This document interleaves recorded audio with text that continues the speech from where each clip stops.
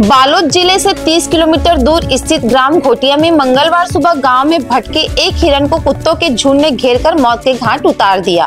जानकारी के अनुसार जंगल से भटककर गांव की ओर आए करीब 2 वर्ष के नर हिरण को कुत्तों के झुंड ने दौड़ाना शुरू कर दिया।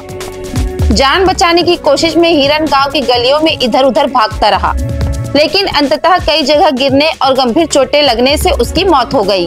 ग्रामीणों ने बताया कि सुबह करीब 5:30 बजे कुत्ते हिरण को दौड़ाते हुए गांव के अंदर तक ले आए। हिरण ने लगातार खुद को बचाने का प्रयास किया, लेकिन कुत्तों के झुंड ने उसे चारों ओर से घेर लिया। इस संघर्ष में हिरण बुरी तरह घायल हो गया और आखिरकार उसकी मौत हो गई। घटना की सूचना मिलते ही दल्ली रेंज के रेंजर मूलचंद शर्मा मौके पर पहुंचे। उन्होंने बताया कि पशु चिकित्सा विभाग की टीम ने हिरण का पोस्टमार्टम किया। परीक्षण के बाद वन विभाग ने विधिवत रूप से हिरण का अंतिम संस्कार कराया। 28 जून को बालोद शहर के तांदुला जलाशय में एक हिरण का शव पानी में तैरता मिला था। इसी क्षेत्र में कुछ दूरी पर एक और हिरण को जंगली जानवर ने मारकर खा लिया था।